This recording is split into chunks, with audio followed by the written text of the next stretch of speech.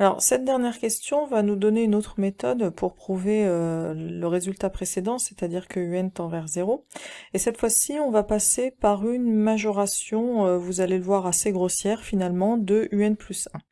Pourquoi je dis assez grossière? Puisque, en fait, si vous observez bien, en complétant ici le dénominateur par du un, donc je me retrouve avec du un carré au numérateur, finalement, il n'y a que le terme plus 1 du dénominateur de un plus 1 qui a disparu. Finalement, je vais pouvoir donc faire ça directement sans nécessairement passer par une récurrence.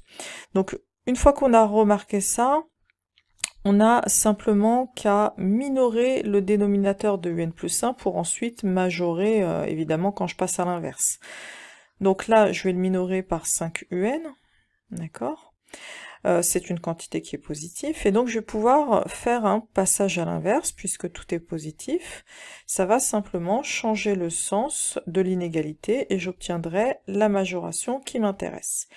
Il ne me reste plus qu'à multiplier par la quantité positive 2 fois un carré, hein, c'est une quantité qui est strictement positive, et donc je vais directement avoir le résultat voulu.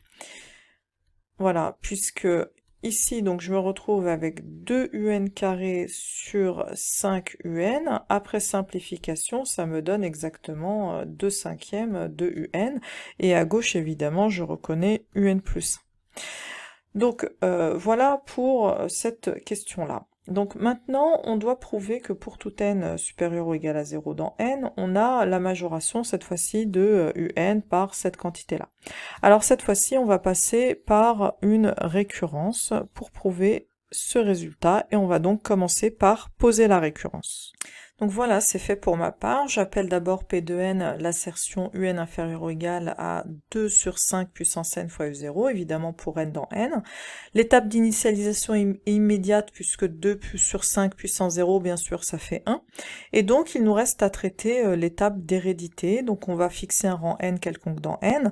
On suppose que P de n est vrai, et bien sûr, on va chercher à montrer que P de n plus 1 est vrai. Donc c'est parti, on va partir de un plus 1, puisque c'est ce qu'on veut majorer. Je constate que un plus 1, finalement, alors, va être égal,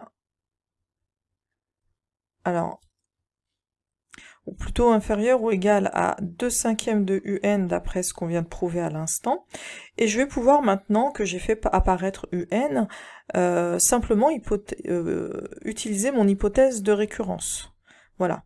Donc j'aurais simplement multiplié, voyez, mon hypothèse de récurrence par le quotient 2 cinquièmes, qui est une quantité bien sûr positive, et donc je vais obtenir 2 cinquièmes à la puissance n plus 1 en rassemblant les puissances fois u0.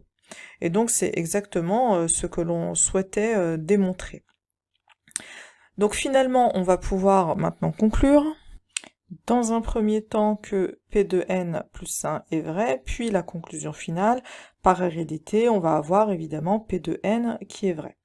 Donc à partir de là, on doit maintenant retrouver justement le résultat de la question précédente, et donc je vais m'appuyer bien sûr sur l'inégalité que nous venons de prouver. Donc d'un côté, on sait que un est une quantité qui est positive ou nulle, en réalité elle est même strictement positive, mais ici ça ne nous aidera pas plus. Et donc elle est aussi majorée par ce qu'on vient de voir, par 2 cinquièmes puissance n fois u0.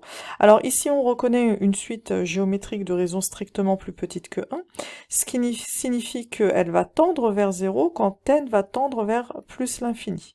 Le u0 n'y changera rien évidemment. Donc finalement, c'est par le théorème des gendarmes qu'on va retrouver notre résultat.